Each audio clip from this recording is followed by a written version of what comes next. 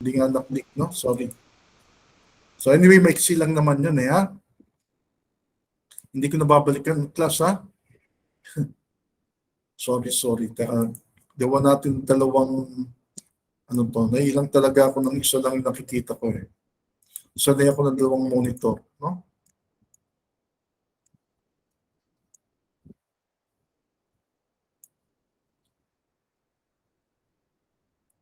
Sensya na kayo, ngayon ako gumamit ng purely laptop. Okay, but can you see the presentation class? Yes po, sir. Okay, yung camera ko lang talaga hindi ko mabuksan. If someone can help me, mas maganda, no? Kasi I cannot open my camera talaga. Hindi ko lang, bagong-bago lang itong camera na to. Ay, itong camera, itong laptop na to. Pero hindi ko lang ba tayo magbukas ng camera. Okay, then what are the different sources of short-term financing? So these are the sources of short-term financing. One is the trade credit. When you see trade credit plus, ito yung sinasabi natin na yung mga 210 and 30, no, yan yung mga trade credit. And that is a source of short-term financing. Okay? Then we have the stretching of payables. So when we say stretching of payables, we're referring to, let's say, binigay na sinong credit term, no? Let's say may credit term na tayong binigay. Halimbawa, ganito. Tingnan natin kung may lalagay ko dito.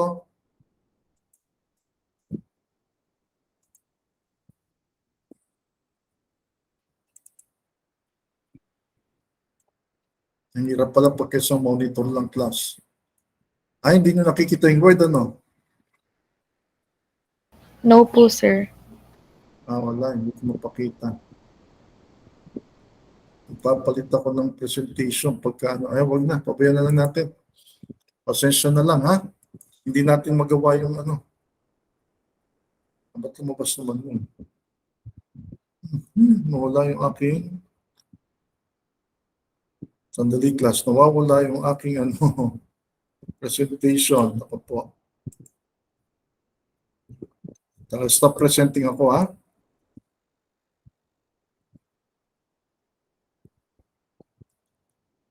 Ayan.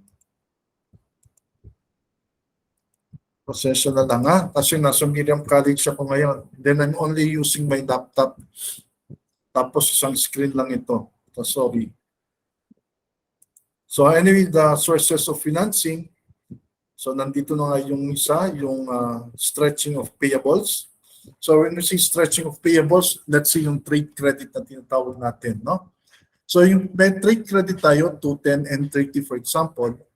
So kung may 210 and 30, yung 30 is the maximum number of days, no, for the term. So in 30 days, instead na bayaran mo on the 30th day, you will pay that on the 40th or 50th day. So that is stretching. If you are required to pay on the 30th day, no, i-stretch mo lang siya. Pabayaran mo siya in 40 days, 50 days, gano'n. Then we have the accruals. So when you see accruals, ito yung mga salaries payable, no, yung mga interest payable, no? So yan yung mga accruals. So that is also a source of short-term financing. Kasi instead of paying them immediately, what you will do is that you will pay them later. So that is a form of financing, no? Short-term. And then you have the bank loans, no? It may be secured, unsecured. And then sometimes no, you are asking for a credit line, no? And then minsan may installment loan. And then another one is the bankers' acceptances, no? It is mainly used for transactions to finance the shipment and handling of merchandise between the exporter and importer finance company loans. So ito yung mga bank draft na ginagamit natin. No? So one bank will accept the obligations coming from the other bank as applied by the importer. Kasi importer yan ang magbabayad ng ano ng utang. No, yung exporter will only receive the money.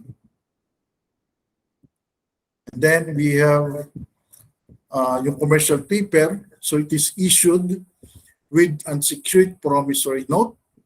Companies with high credit ratings can issue it. So ito yung mga companies na yung credit standing nila maganda. So not all companies can offer or issue commercial paper. So once the company issued commercial paper, normally this is short term. They only issue commercial paper for the purpose of meeting the immediate need, no? Meeting the immediate need of the company. Then you have the receivable financing. So accounts receivable is used as collateral. And then you have the inventory financing. So inventories are used as collateral. So we can use yung mga receivables, no, tsaka inventory. So under the receivable, it may be a pledge, it may be an assignment, it may be a factoring, no? Kaya sa intermediate accounting, pinag-aaralan natin yung receivable, di ba? Accounts receivable. So sometimes we're using the accounts receivable to pledge. So when we see pledge, pinipledge lang natin yung accounts receivable natin to pay our obligations. But when you say assigning, no, we are assigning a particular receivables, no? So hindi ina-assign lang, ha? Hindi katulad ng pledge. Ibig sabihin, maraming klase ng receivables yan, but there's no particular. Pagka may assigning tayo, meron ng particular AR yan. And then another one is the factoring. But when we see factoring, meaning we are selling already the accounts receivable. Then when we sell the accounts receivable, it may be with recourse or without recourse. So when we say with recourse, no, the buyer of the accounts receivable can run after the seller. But when we say without recourse, no, the buyer of the accounts receivable cannot run after the seller of the accounts receivable.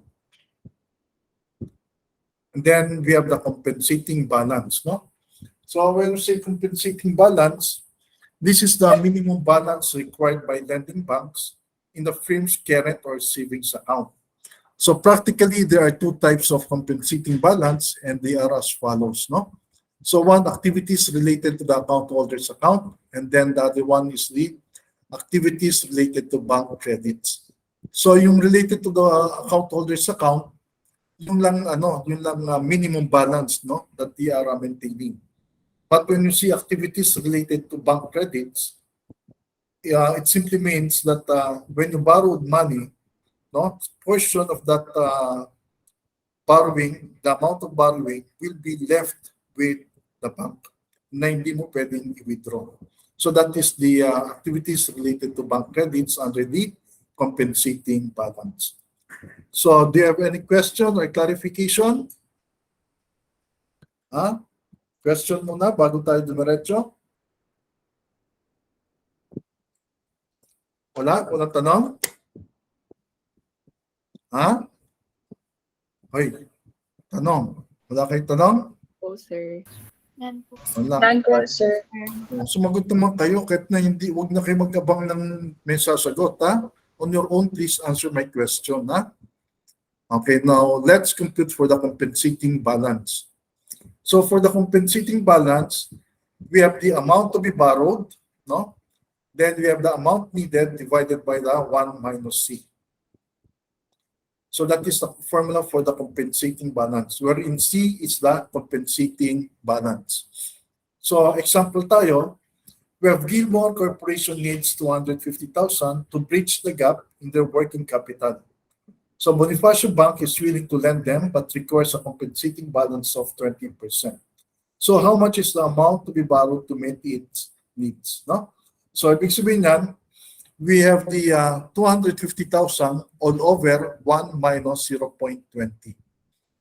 Okay, 250,000 divided by 1 minus 0.20. So meaning, they have to borrow money 312,000 pesos, no? So ito, di ba? Yan dapat ang hiramin nila. Okay? The 312,500 is the one to be borrowed by the company. Kasi para magamit nila yung 250,000. Kasi yun ang kailangan nila eh, 250,000. Kung hiramin nila 250,000 talaga, hindi mababawasan pa yan. No? Kasi may compensating balance na 20%. Kaya kung limbawa manghiram sila, ang dapat hiramin nila 312,500 para makuha nila yung 250,000 pesos na kailangan nila. Okay? Maliwanag ba yung class? Yes po, sir. Yes po, sir. Okay, next. So another example is amount borrowed is 150,000 with compensating balance of 20%, and it has an unused line of credit amounting to 50,000 with compensating balance of 10%. So what amount the firm in his account should maintain? So nandito yung formula natin, no, 150,000 times 20%, no, plus 50,000 times 10%. So the amount of the amount that the company should maintain should be 35,000 pesos. Maliwanag ba yun? So next, we have, pasensya na kung nagmamadali ng konti, Then we have the methods of interest charging. So yung methods of interest charging natin, it may be an add-on interest. Another one is the discounted interest. So when we see add-on interest, the interest is added, no, to the principal. Kaya yung add-on ang tawag nila dyan. But another one is the discounted interest. So when we see discounted interest, the interest is discounted, no? Or, I mean, the interest is deducted from the principal. So halimbawa, yung discount natin ay 20%. So ang iniram natin 100,000, no? So yung 20% ng 100,000 is 20,000 pesos. So yung 20,000 ibabawas sa 100,000. So yung 80,000 pesos lang yung ibabawas ay ibibigay sa iyo. Pero ang babayaran mo 100,000 because the interest, which is termed as discount, was already immediately deducted from the principal. Okay, so yan na kagad yun. Maliwanag ba yan? Okay, now what about the effective rate? Now for the add-on interest, now the computation for the effective rate, by the way, what is the effective rate? So when we see effective rate, this is the actual rate charged to the company. Yan ang ibig sabihin ng effective rate. Kasi yung nominal rate, that is the rate that you will see in your contract. But the effective rate, that is the actual, not the actual rate that you are paying. So the effective rate is always different from the nominal rate. No? So normally here, the effective rate is higher. Okay, so for the add-on interest, to compute for the effective rate, meron tayong interest all over the principal times days in a year, then days loan is outstanding. So, pangit pagka ina-upload pala yung PowerPoint sa no? Kasi ginamit ko lang yung PowerPoint na naka-upload na sa inyo. Pangit yung itsura. So anyway, the effective rate is interest over principal times days in a year, all over days loan is outstanding. Now for the discounted interest, actually the same lang yung formula dito. Ang pagkakaiba lang nila, yung denominator natin dito, no, meron tayong minus interest. But actually dapat ang term dyan ay discount all over principal minus discount. No, yan yung tinatawag natin na discounted interest na effective rate. Kaya lang lalagay ko rito interest all over principal minus la interest. But it should be discount all over principal minus discount, then times days in a year, then all over days loan is outstanding. The next we have the effective rate. Kung wala yata kung may examples na nabigay, wala masyado. So anyway, meron tayong exercises na lang dito. Kaya lang we have to pagbalik na lang siguro natin, no? Kaya lang Friday wala nang klase yata, di ba? Kasi parang health break na yata natin, tama ba? So instead I will give you the exercises with the answers, So dito pala yung formula pala yung nabigay ko lang. Wala akong example na mabigay, no? But I will send you the exercises with the answers. Okay, so then we have the effective rate with compensating balance. So ito, i-memorize nyo yung mga formula class na to kasi nakakalito yung formula niya. So you must memorize them properly at baka pagka nag-exam na naman tayo ng face-to-face, matataranta kayo. Kasi tulad ng sinabi ko sa inyo, napakarami ng formulas of financial management. Okay, so what about yung effective rate with compensating balance?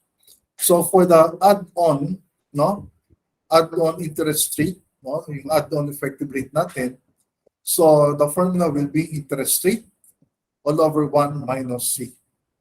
Okay, so for the add-on effective rate, we have the interest rate all over 1 minus C. So again, the C is the compensating balance. Then we have for the discounted naman, no discounted interest, ba't tinito yung mga itsura nila? Anyway, discounted interest effective rate, yung formula nila ay interest rate all over 1 minus D minus C. So yung D is the discount minus C. C is for the compensating balance. Okay, now let's go to commercial papers for the computation. Pasensya na kayo, ba't hindi ko alam na ganito yung itsura pagka in-upload yung PowerPoint Plus, ha? So sorry. Pero yung PowerPoint yun, maayos naman eh. Kaya lang, ba't nung in-upload sa Google Class, ba't ganito? So anyway, for the commercial papers, again, these are issued by companies with high credit rating. Now, example for the commercial papers, we have Conan Corporation having a high credit rating is given an opportunity to issue commercial paper worth 100,000 at 15% for 120 days. So the funds obtained from the issuance will be needed for 90 days only. Kasi normally ang commercial papers talaga, they are only needed for 90 days, 120, 180 days. Ganun lang siya, no? Ganun ka-exit. Tira yung more than 1 year. Although, dati wala naman talagang 1 year, but right now, meron na rin 1 year. No? Then the funds obtained from the issuance will be needed for 90 days only. And with excess funds on hand, it can be invested in securities with a rate of return equivalent to 12%. So the brokerage fee associated with the marketable security transactions is 2%. So what is the cost of issuing that commercial paper? So we have the interest expense computed as, ito yun, 100,000 times 15% times 120 over 360 days. So we have the 5,000.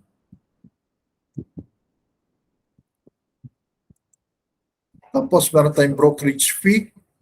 We have the 100,000 times the 2%.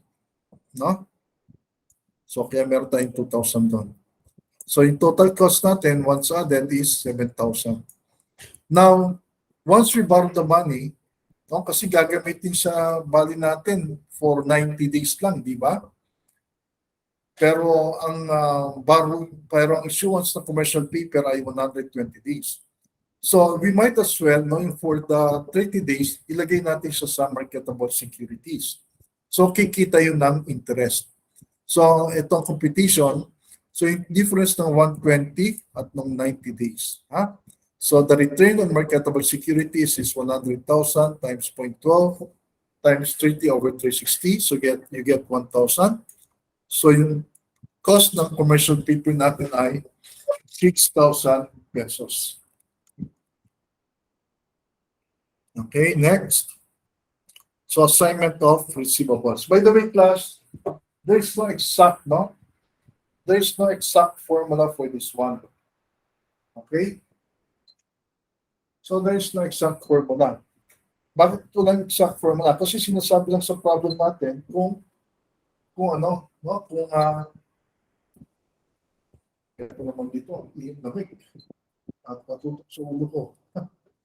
So, dito mawawalang exact formula to class. Kaya ang mangyayari dito, you will read the problem and then based on the problem, you will analyze. So, there's no exact formula. From time to time, these formulas are changing. So, do not expect that there is or there are exact formulas for this one. So, you have to check.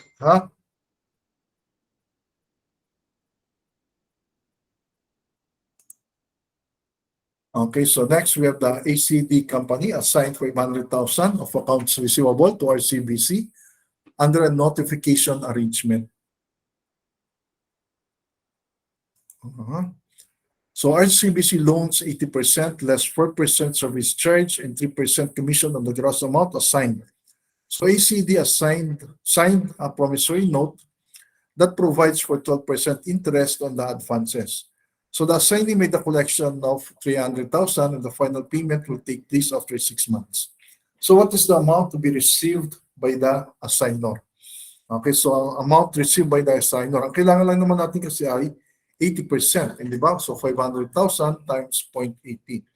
Kasi ito RCBC loans 80%. 80%. Okay, then, so kaya meron tayong 500,000 times 0.80. So lumalabas may 20% na hindi nagamit, di ba? Because that 20% serves as a collateral. Kaya pagka nag-assign ng receivables, hindi yung entire amount of receivables can be used as a collateral. So certain amount will be reduced as a parang collateral nila. Kasi there's a possibility that some of that receivables cannot be collected. So yun yung parang buffer nila for safeguarding. Kaya may 20% na naiiwan. So meron tayong 400,000 ngayon, no? And then the service charge, we have the 500,000 times 0.04. So you will notice the 500,000, no? Kasi doon lagi nag-base doon naman sa gross, hindi din sa net. So 500,000 times 0.04, 20,000. And then the commission is 500,000 times 0.03, 15,000. Okay, so these are the charges, no? 20,000 and now 15,000. So the total charge, 35,000. So deduct from 400,000. So the amount that you will receive will be 365,000 pesos. Okay, so that is for the assignment of receivables. Huh? Now, when it comes to factoring, so this time we are selling.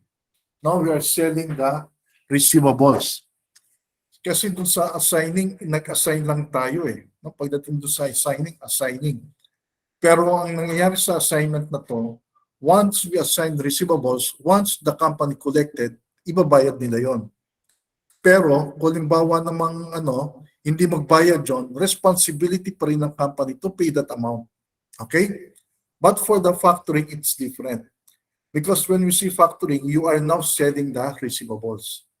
You are selling the receivables. So Sarah General Merchandise factor its receivables amounting 500,000 with FLT Financing Corporation that charges 5% commission.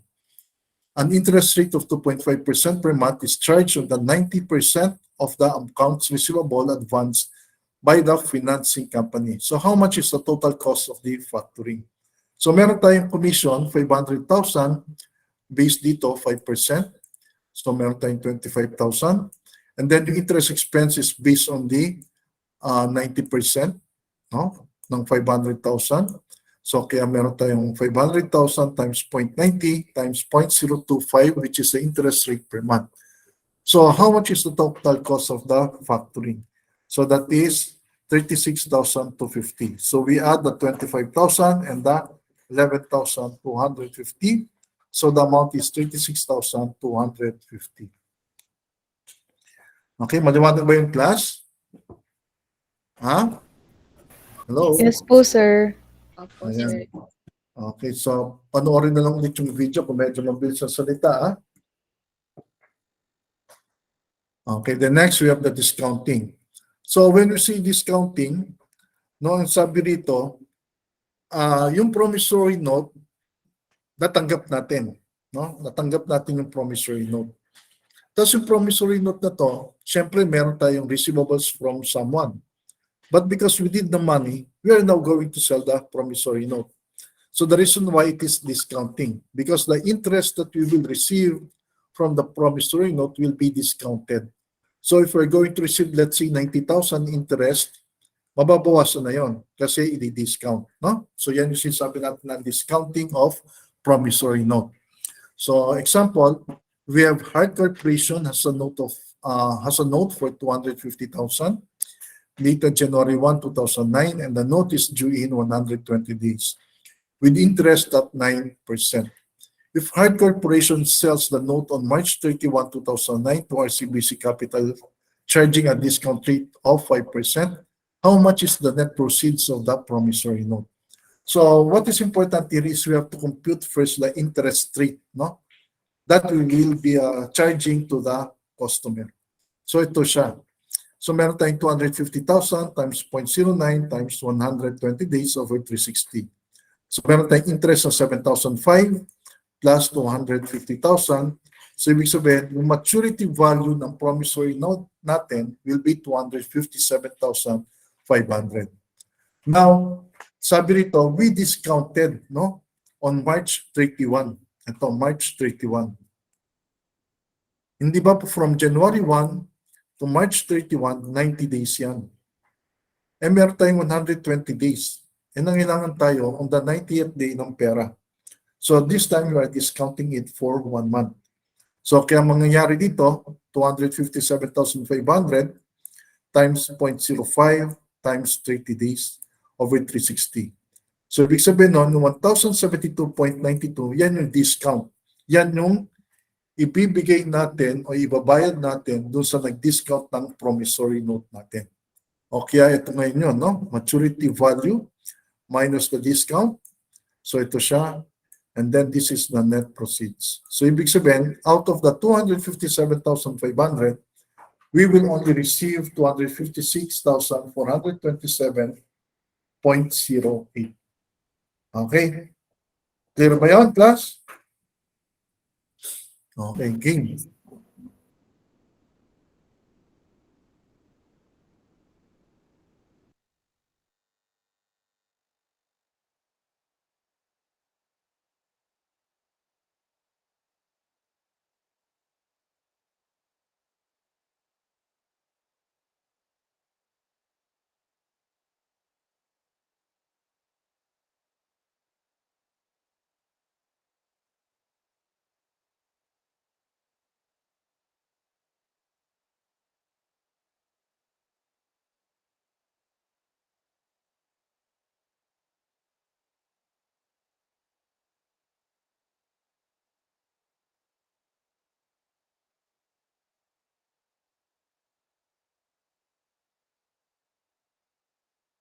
Sige. Okay, so sorry class ha. Next we have the inventory financing. Last na pala to class, no? So for the inventory financing, ibig sabihin, we're using the inventory as a collateral, no? For the financing.